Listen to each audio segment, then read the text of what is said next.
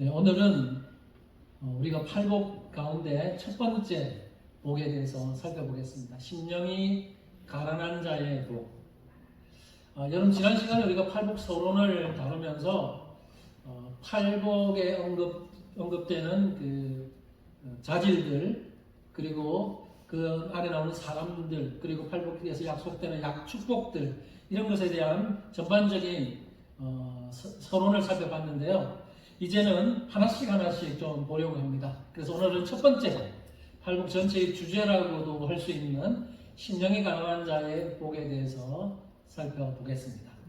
우리가 이 첫 번째 복인 이 심령이 가난한 자의 복을 제대로 이해하려면 이 심령의 가난이 무엇인지 그 의미를 좀 제대로 파악을 해야 합니다. 이 시간 심령의 가난이 무슨 의미인지 먼저 몇 가지 견해들을 좀 제가 알려드리겠습니다. 네 가지 견해를 제가 좀 나누겠는데요.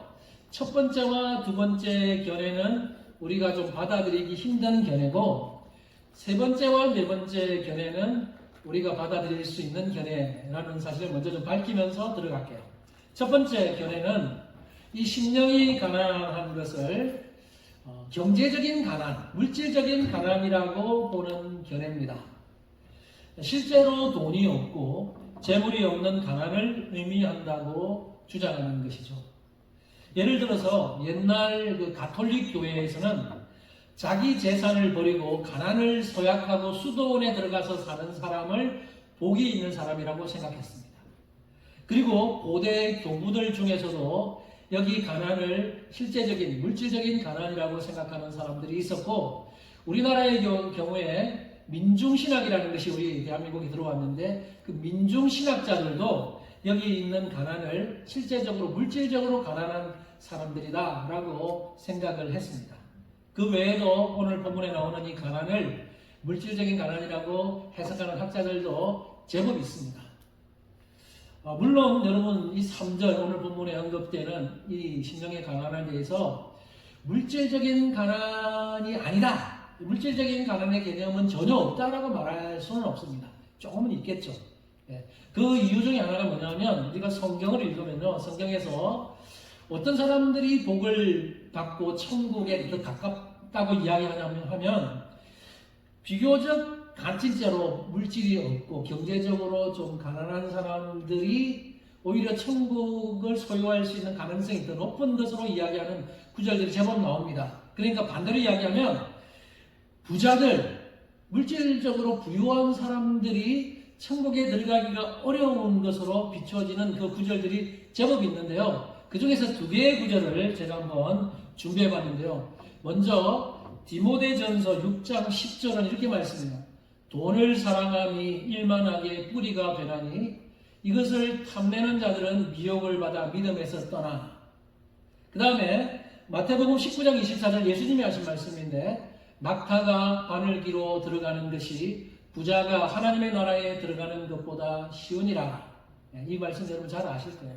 그런데 이런 말씀들 보면 돈을 사랑하는 것, 탐내는 것, 미혹을 받아서 믿음에서 떠나니까 하나님을 버릴 가능성이 크고, 또 부자가 하나님 나라에 들어가는 것이 어렵다는 것을 또 이렇게 비유적으로 이야기하는 거 보니까, 그러면 반대로 부자가 아닌 가난한 사람들이 오히려 천국에 들어가기가 더 쉽구나 라고 충분히 생각할 수 있죠. 그렇기 때문에 여기 있는 가난한, 오늘 본문에 나오는 가난한 자를 물질적인 가난의 개념이 전혀 없다라고는 말할 수 없어요. 그러나 여러분, 결론적으로 말하면 이 말씀, 이런 말씀이 있다고 해서 경제적으로 가난한 사람이면 무조건 그러면 천국에 들어가느냐? 아니라는 거예요. 여러분, 실제로 경제적으로 가난한 사람들 중에서도요, 하나님을 믿지 않는 사람들 많이 있고, 또 마음속에 그 탐욕이 가득한 사람들이 있습니다. 실제로 지금 내가 가진 것이 없고 돈이 없고 그랬을 뿐이지, 내가 그걸 가지게 되면 또 탐욕을 부리면서 지금 없는 것 때문에 마음이 아프지만 실제로 마음속에는 욕심이 가득해 있는 사람들이 실제로 많이 있다는 거죠. 그래서 여기 있는 오늘 본문에 나오는 심령이 가난한 자를 물질적으로 가난한 자라고 말할 수는 없다는 겁니다. 그래서 마태는 이 복음서에 이 3절을 기록하면서 심령이 가난한 자는 복이 있나니 이렇게 심령이라는 말을 넣었어. 이건 넣은 거는 마태가 없는 말을 끼워 넣은 것이 아니라 예수님이 실제로 하신 말을 빼지 않고 그대로 적음으로써 예수님의 의도를 정확하게 드러내고 있다는 겁니다. 자, 첫 번째는 물질적으로 가난한 자를 의미한다라고 했는데 이건 우리가 받아들이기가 어렵습니다. 두 번째, 이 심령이 가난한 자를 허약한 정신을 가진 것이라고 주장하는 견해입니다. 그러니까 이 견해를 지지하는 사람들은 심령의 가난이 허약한 정신의 소유자다 이렇게 주장을 한다는 거죠.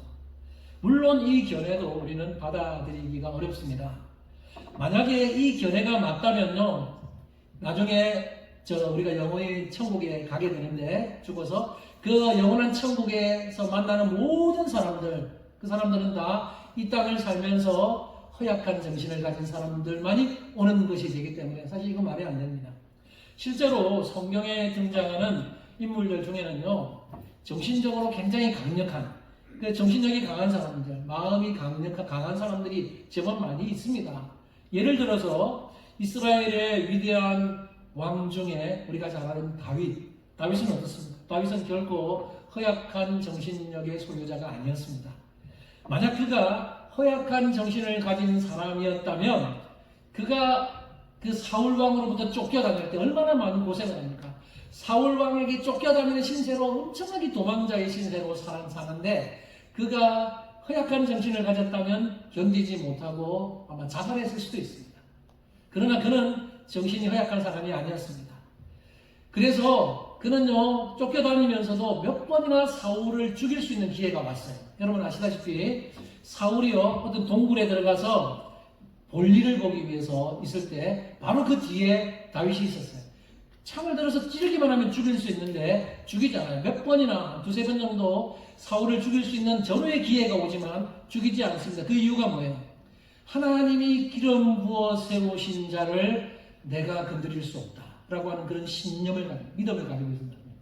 만약에 다윗이 정신적으로 허약한 사람이었다면 그런 기회가 왔을 때 빨리 찔려서 죽였을 수도 있는데 그러지 않아요. 다윗은 굉장히 강한 신념과 정신적으로 강한 사람이었기 때문에 그의 믿음대로 그의 신념을 가지고 살면서 사울왕을 건드리지 않습니다. 그리고 그 어려움들을 극복해 나갑니다. 여러분 이것은 강한 신념이 아니면 불가능한 일이죠. 바로 다윗과 같은 사람은 그런 강한 정신력을 가진 사람입니다. 그 외에도 성경에는 신념이 강하고 정신이 강한 사람들이 많이 나옵니다. 그런 사람들은 다 천국에 들어간 사람들인데 그렇기 때문에 이 두 번째 견해도 우리는 받아들이기 어렵다는 겁니다. 자, 세 번째 견해는 이 심령의 가난을 마음의 비움과 겸손을 가리킨다고 보는 견해입니다.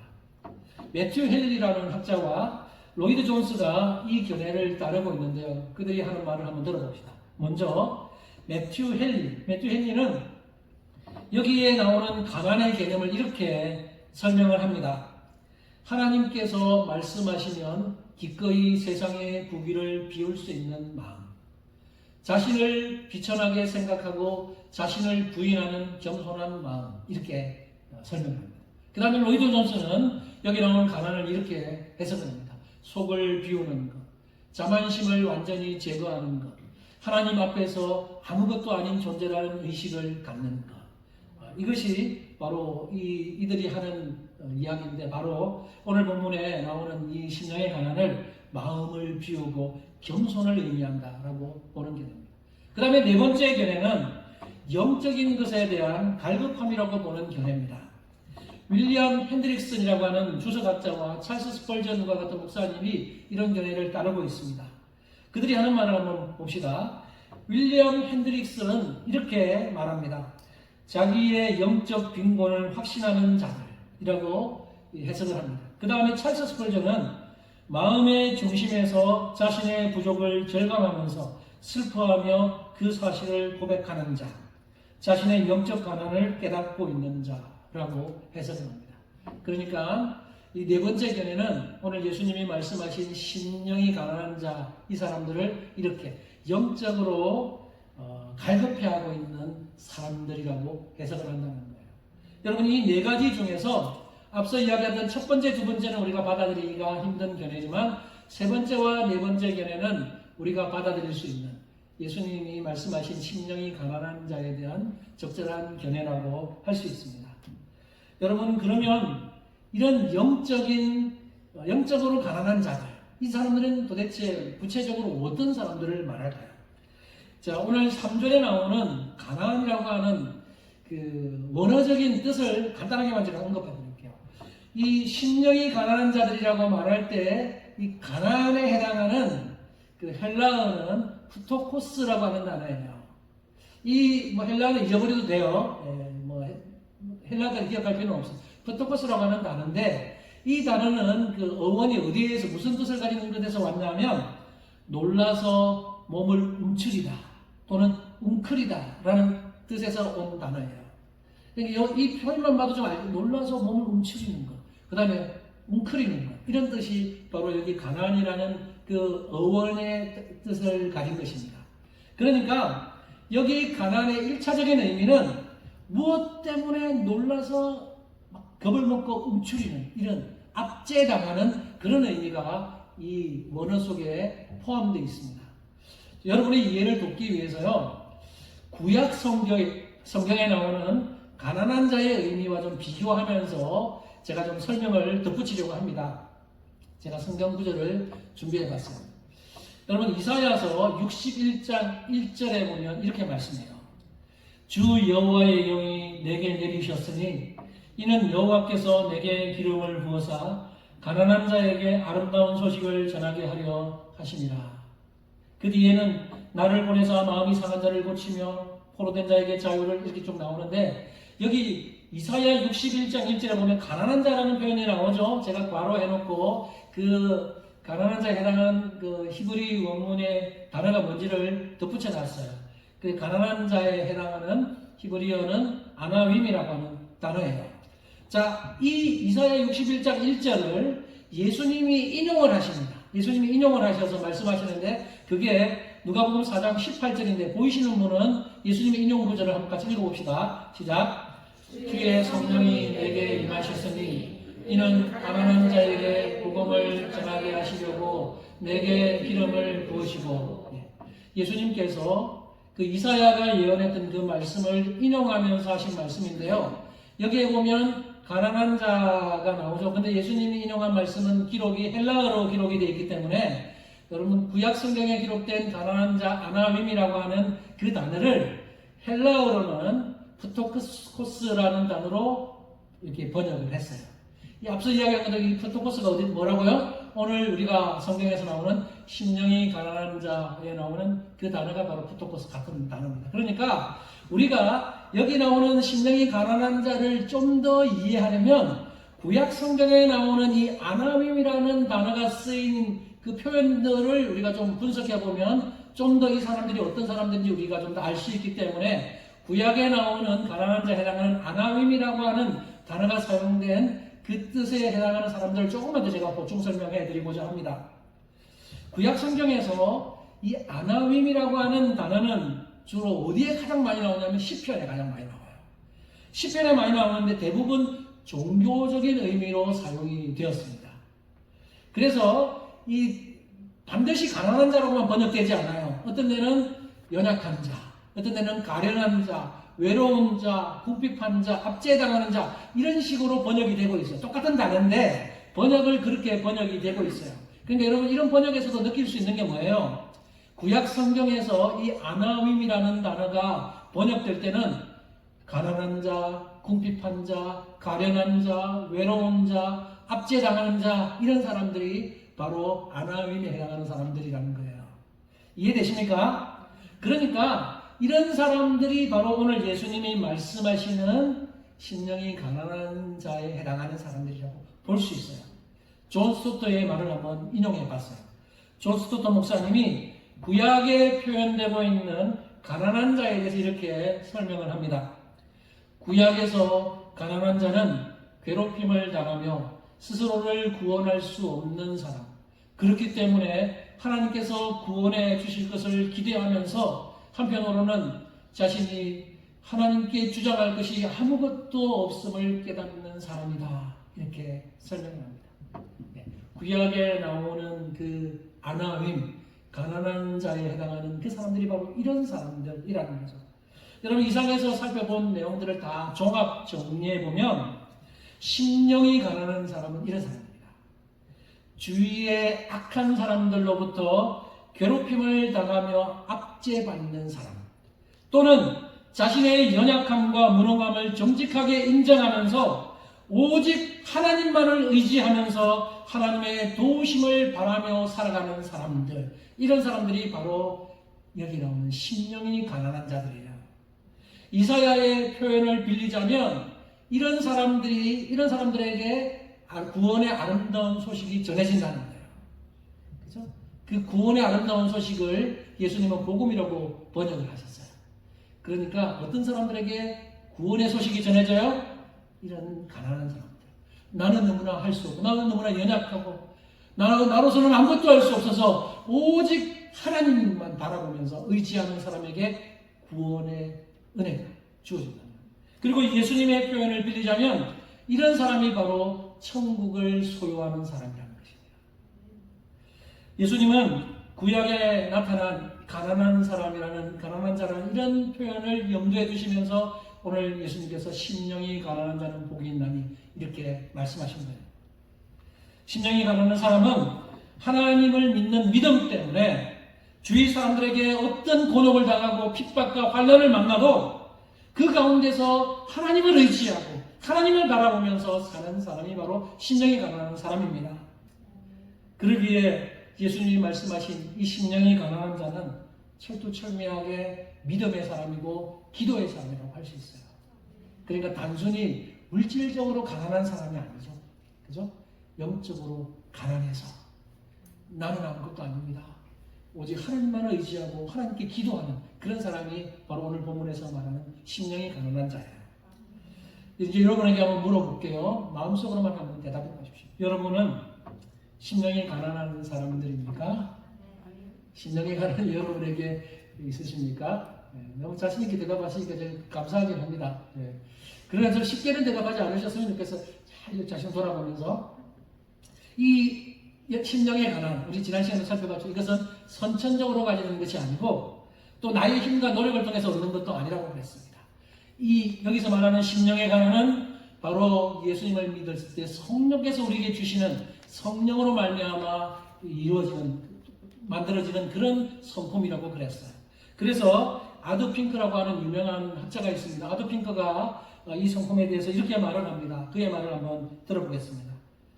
심령이 가난하게 된다는 것은 나는 가진 것이 아무것도 없으며 나는 아무것도 아니며 아무것도 할 수가 없으며 나는 모든 것을 필요로 한다는 것을 깨닫는 것이다. 심령의 가난은 내부에 있는 성령의 역사하심으로 말미암아 자신의 공허함을 깨닫는 것이다. 그것은 나의 모든 의로움은 누더기에 불과하다는 것을 깨닫는 괴로움에서부터 시작된다. 이렇게 말합니다. 여러분, 우리 주님은 이처럼 심령이 가난한 자에게 천국, 곧 하나님 나라가 주어진다고 말씀합니다. 우리가 심령이 가난한 자가 된다면 천국을 소유한 자들이라는 것입니다. 실제로 예수님 당시의 사람들을 한번 볼까요? 예수님 당시의 사람들 중에 어떤 사람들이 천국의 백성이 됩니까? 어떤 사람들이 천국을 소유한 자들이 됩니까? 우리는 그 복음서를 통해서 우리는 그것을 확인할 수 있잖아요. 자신이 부자라고 생각하는 사람이 천국을 소유합니까? 아니잖아요. 또 율법 준수를 하고 사람들 앞에서 보란듯이 기도하고 금식을 자랑하고 그러면서 자신의 공로를 내세우며 자기의 의를 내세웠던 바리새인들과 같은 사람들이 천국을 소유합니까? 아니잖아요. 예수님 당시에 하나님 나라에 들어가는 사람, 하나님 나라를 소유한 사람들은 세리와 창녀였고 사람들로부터 소외되고 사회에서 압제받는 사람들이었어요. 너무너무 연약하고 무능해서 스스로의 힘으로는 아무것도 할 수 없는 그런 것을 인정하는 사람들이 바로 천국을 소유한 자들이었다는 것입니다. 그래서 그들이 할 수 있는 것이라고는 하나님의 자비를 구하면서 하나님 나를 불쌍히 여겨주십시오. 하나님께 기도하면서 나아가는 그런 사람들이 바로 천국을 소유한 자들이었습니다. 여러분, 하나님 나라가 어떤 나라라고요? 하나님 나라는 하나님이 왕이 되셔서 그리스도가 왕이 되셔서 다스리는 나라가 하나님 나라예요. 그 하나님 나라는 장차 예수님이 다시 오실 때 완성될 겁니다. 그러나 그 하나님 나라는 이미 이 땅에 임해 있습니다. 예수님이 2000년 전에 이 땅에 오시면서 하나님 나라가 임했어요. 그리고 지금 이 땅에 하나님 나라가 와 있습니다. 여러분, 하나님 나라가 보이십니까? 눈에는 안 보이지만 우리는 알고 있어요. 하나님 나라 살고 있다는 것을. 그죠? 예. 이 하나님 나라는 우리 눈에는 안 보이지만 느낄 수 있습니다. 그래서 바리새인들이 예수님께 물었어요. 하나님의 나라가 언제 임하냐? 그렇게 물었을 때 예수님이 이렇게 대답을 하셨어요. 누가복음 17장 20절, 21절. 같이 한번 읽어볼까요? 예수님 말씀인데 시작. 하나님의 나라는 볼 수 있게 임하는 것이 아니요 또 여기 있다 저기 있다고도 못하리니 하나님의 나라는 너희 안에 있느니라. 아멘. 그렇습니다. 하나님의 나라는 우리 안에 있습니다. 우리 안에 임한다는 거예요. 무슨 말이에요? 성령의 다스림을 받는 사람이라면 누구든지 자기 안에 하나님 나라가 임해 있는 것을 느낄 수 있고 하나님 나라의 백성으로 살아가게 된다는 겁니다. 그 하나님 나라를 누리면서 살게 된다는 거예요. 하나님 나라가 내 마음에 임했다는 것을 깨닫는 사람은요, 내 마음이 천국에 임했기 때문에 내 마음이 천국이 되는 거예요. 기쁜 거예요. 그래서 이 세상에서 압제를 받죠. 우리를 그리스도인들을 누가 손가락질을 하고 또 우리가 어떤 고난을 당하고 어려움을 당할 때 그걸 느끼지 못하는 사람들은 불평불만을 쏟아내지만 천국이 우리 마음이 임했기 때문에 내 마음이 천국으로 변한 사람들은 어떤 어려움이 있어도 그것을 견뎌내고 이겨내고 감사하면서 성화시키는 삶을 살아가게 된다는 것입니다. 그것이 바로 심령이 가난한 사람들이 누리는 복입니다. 여러분들 중에 혹시 지금 굉장히 힘든 시기를 보내고 있는 분들이 있습니까? 몸이 아픈 분들 뿐만 아니라 정신적으로 힘들거나 아니면 가정에 어떤 문제가 있거나 아니면 여러 가지 사회에서 직장이나 사업이나 여러 가지 어려운 점, 그러게 해서 너무 힘들어서 견디기 힘든 그런 사람들이 혹시 있을지 모르겠습니다. 그러나 여러분 절대로 두려워하지 마십시오. 오늘 여러분이 이 본문처럼 우리가 심령이 가난한 자가 될 수 있는 것을 그걸 증명해 보일 수 있는 절호의 기회입니다. 그때가 여러분 그런 상황 속에서 막 불평하고 불만하고 원망하고 하나님께 막 대들고 이것은요 심령이 가난하다는 것을 증명하지 못하는 거예요. 이런 상황 속에 있지만 내 속에 천국이 임했고 여전히 나는 하나님을 의지하고 하나님만 바라보며 살아간다는 것을 실제로 증명하며 살아간다면 그 사람이 바로 심령이 가난한 자라는 것을 드러내는 것이고 천국을 소유했음을 증명하는 것입니다. 그래서 우리가 어떤 어려움이 있든지 절대로 악하게 나쁘게 반응하는 것이 아니라 그 가운데서도 늘 하나님을 의지하면서 우리가 심령이 가난한 자임을 드러내는 삶을 살아가게 되기를 바랍니다. 이제 말씀을 정리하겠습니다. 여러분, 우리는 오늘 예수님의 8복 중에서 첫 번째 복 살펴봤어요. 심령이 가난한 자의 복에 대해서 살펴봤는데요. 이제 한번 적용하면서 말씀을 맺겠습니다. 여러분께 적용할 테니까, 적용 질문해 볼 테니까, 마음속으로 대답 자신 있으면 소리 내도 됩니다만은, 여러분, 어떤 어려움과 아픔들이 있어도 나는 오직 그 상황에서 하나님만 의지하고 하나님만 붙들고 삽니다. 라고 여러분 자신있게 말할 수 있습니까? 네. 누가 아멘 하시나요? 그 아멘 좀 있습니다. 여러분이 상당한 부를 소유하고, 벌어놓은 돈도 많다 하더라도, 또 여러분이 상당한 어떤 지위에 있다 하더라도, 그런 것과 상관없이 그런 걸 의지하지 않고, 오직 하나님만 의지하고 살아가기로 결심하고 계십니까? 그 마음 변치 않으시죠? 마틴 로이드 존스 목사님이 우리가 가진 어떤 소유, 우리가 어떤 지위에 있다 하더라도 그런 것들 내세우지 않고 오직 하나님께만 절대 의존하라고 당부를 합니다. 우리가 다 그랬으면 좋겠습니다. 특별히 로이드 존스는요, 미국에 사는 사람들에게 좀 경고하듯이 이야기합니다. 미국에 사는 사람들이 어떤 교만이 있습니까? 세계 최대의 강대국에 산다. 나는 미국 국적을 가진 사람이다. 미국 시민권자다라는 자부심을 가지고 살아가는 사람들이 많다는 거예요. 그러면서 로이드 존스가 미국인들이 미국 시민이고 미국 국적을 가지고 있는 것을 자랑하지 않아야 한다. 그런 것을 너무 의지하면 하나님을 의지하는 폭이 줄어들기 때문이에요. 또한 선천적인 기질이나 성품이나 능력을 의지하거나 자랑하지 않아야 된다고 말합니다. 어떤 사람은 선천적으로 탁월한 재능을 가지고 있는 사람들이 그런 것도 의지하지 말라는 거예요. 우리가 자랑해야 할 것은 우리의 국적이나 직업이나 학벌이나 경제적인 부유함이 아니라 바울이 고백하는 것처럼 이런 것들은 다 배설물처럼 여길 수 있는 사람, 이런 것을 의지하지 않고 그럼에도 불구하고 오직 하나님만 붙드는 사람, 그 사람들이 바로 심령이 가난한 사람들이라고 말하는 거예요. 여러분이 지금 살면서 여전히 내가 가진 돈을 의지하고 내가 가진 어떤 지위를 의지하고 그건 의지하고 바라보면서 산다면 어쩌면 여러분은 아직도 심령이 가난한 자가 아닌 것입니다. 그런 것이 있음에도 불구하고 그런 것을 하나님 여러분이 선물로 주실 수 있어요. 그러나 그런 것을 선물로 받았다고 해서 그걸 의지하고 살면서 이제는 하나님 뒷전이고 이것이 아니라 그런 것은 감사하면서 그럼에도 불구하고 늘 하나님을 의지하고 하나님 바라보면서 기도하고 하나님만 의지하며 살아가는 사람이 심령이 가난한 사람입니다. 제가 설교 준비를 하면서 여러 책들을 읽다가 심령이 가난한 자에 대한 여러 표현들 중에 아까 제가 여러 학자들 여러 분들의 글도 인용해 드렸지만 그 중에서 저에게 인상적으로 확 와닿았던 표현이 하나 있어서 소개해 드릴게요. 존 스토트와 제임스 보이스와 D.A. 칼슨이라고 하는 이런 사람들이 좀 공통적으로 이야기하는 건데 이렇게 이야기를 합니다. 심령이 가난한 자는 실로 자신의 영적 파산 상태를 인식하면서 선포하는 자이다. 다시요. 심령이 가난한 자는 실로 자신의 영적 파산 상태를 인식하면서 선포하는 자이다. 무슨 말이냐면 하나님, 저는 영적으로 완전히 파산했습니다. 그러니까 이제 저는 하나님 아니면 살 수 없습니다. 라는 마음을 가지고 사는 사람이라는 거예요. 여러분 경제적으로 파산 신고해 보신 분은 없죠?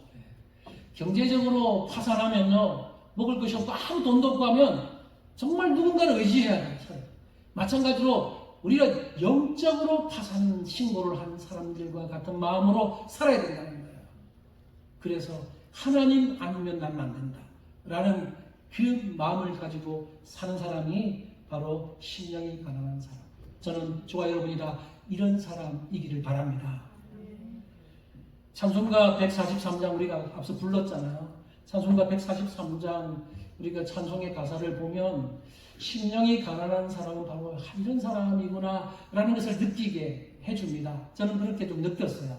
그래서 이 찬송가 143장은 영국의 찬송가의 아버지라고 불리는 아이작 와츠라고 하는 분이 지은 찬송시예요. 아이작 와츠가 이 찬송뿐만 아니라 다른 찬송가도 많이 지었는데 오늘 우리가 불렀던 찬송가 143장에서 특별히 1절, 4절, 5절 가사를 한 번만 제가 더 한번 상기시켜드릴게요. 1절은 이렇게 고백합니다. 웬 말인가 날 위하여 주 돌아가셨나 이 벌레 같은 날 위해 큰 해 받으셨나. 4절 나 십자가 대할 때에 그 일이 고마워 내 얼굴 감히 못 들고 눈물 흘리더라. 5절 늘 울어도 눈물로써 못 갚을 줄 알아 몸밖에 드릴 것 없어 이 몸 바칩니다. 우리 이 찬양 우리가 고난주간 때도 많이 부르고 또 평소 또 여러 가지 또 상황에 따라 많이 부르잖아요. 근데 여러분 이 찬송 부를 때마다 어떤 마음으로 부르셨습니까? 실제로 아이작 와츠가 이 찬송시를 통해서 고백하는 이 마음 그대로 받아서 여러분도 이 마음 담아서 부르셨는지 모르겠습니다. 아이작 와츠가 또 지은 또 하나의 찬송이 있어요. 찬송가 151장 만왕의 왕 내 주께서. 만왕의 왕 내 주께서 1절 가사를 보면 이렇게 고백합니다. 만왕의 왕 내 주께서 왜 고초당했나 이 벌레 같은 날 위에 그 보혈 흘렸네. 아이작 와츠의 공통적인 그 표현들을 보면요 벌레라는 말을 공통적으로 씁니다. 자신을 벌레라고 표현하기를 좋아했대요. 앞서 143장에서도 이 벌레 같은 날 위에 큰 해 받으셨다. 찬송가 151장에서도 이 벌레 같은 날 위에 그 보혈을 흘립니다. 그러니까 이 찬송을 아이작 와츠가 지었는데 그걸 아는 사람들이 옆에서 벌레라는 말은 좀 그래도 좀 혐오스럽지 않나 이렇게 벌레라고 표현을 그래서 차라리 벌레라는 표현보다 죄인이라는 표현이 좀 더 낫지 않겠나 이렇게 고민하는 사람들이 있었대요. 그럴 때마다 아이작 와츠가 이렇게 간증을 했답니다. 나는 이전에, 내가 예수님 만나기 이전에는 나는 애벌레와 같은 그런 너무나 보잘것없는 사람이었지만 예수님 만나고 나서 나는 그 벌레의 허물을 벗고 나와서 나비처럼 훨훨 날아다니는 새 사람이 되었습니다 라고 간증한다는 거예요. 여러분, 그 사람들이 바로 우리 아닙니까? 우리가 바로 예수님 만나기 전에 우리는 벌레와 같은, 이 찬양 부를 때 이 벌레와 같은 날 위해서 주님 피 흘려 들어가셨습니다 라고 고백하지만 이제 우리는 그런 자가 아니라 주님이 우리를 위해서 십자가에 못 박혀 돌아가심으로써 우리는 구원받아서 나비가 되어서 홀홀 자유롭게 날아다니는 새 사람이 된 사람들은 아닙니까? 이 고백이, 이 와처의 고백이 우리 모두의 고백이 되었으면 좋겠습니다.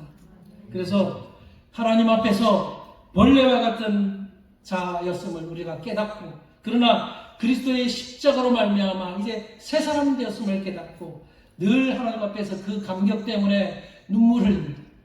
그래서 사도자 140편 보면 눈물 흘립니다. 예, 우리가 그 눈물 흘리는 삶, 왜냐하면 그 은혜 때문에 감사해서, 그죠? 그래서 이 몸 바칩니다. 그 은혜 때문에 감사해서 그런 삶을 고백하고 그런 삶을 다짐하며 살아가는 우리 모든 성도님들 되시기를 주님의 이름으로 축복합니다. 기도하겠습니다.